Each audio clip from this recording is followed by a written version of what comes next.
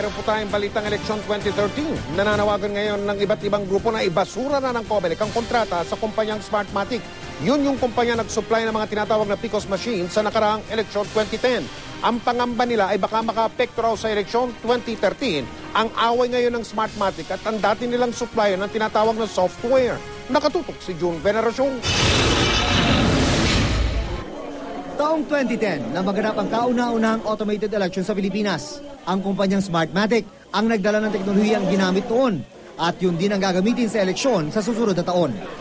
Pero sabi ng mga civil society group na ito, magmumukhang kahiya-hiya daw ang gobyerno dahil ang election system na gagamitin ay pirated lang pala. Dahil hindi raw Smartmatic ang totoong may-ari nito, kundi ang Dominion Voting Systems International Corporation. We will be using a pirated, an unlicensed voting technology that is owned by Dominion. Nitong Mayo daw kasi pinutol na ng Dominion ang license contract nito sa Smartmatic. Ang Dominion ang supplier ng Smartmatic ng mga computer program nito.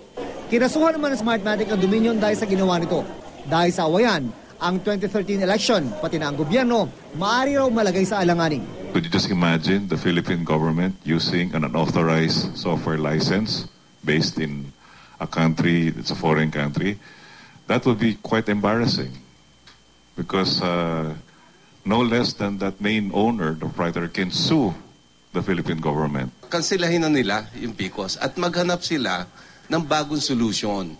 I heard only a few days ago that meron namang ibang interesado na kumpanya na gustong mag-offer ng kanilang makina. Pati simbahang Katoliko nababahala rin. Alam nyo, niloloko tayong lahat eh. At saka, ang nanloloko pa sa atin, mga dayuhan, katulong pa ang ating mga namumuno. Questionable rin daw ang accuracy ng mga PCOS machine. Kaya panawagan nila sa COMELEC, ibasura ang kontrata nito sa Smartmatic at maghanap na lang ng bagong technology provider. Sinisika pa rin namin kunin ang panig ng Smartmatic kaugnay ng mga paratang laban sa kanila.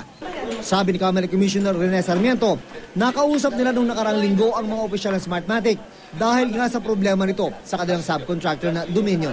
The president of Smartmatic and he made the assurance that it will not in any way affect itong kaso nila. So everything is in place and they assured the COMELEC they will give support and the hardware is okay.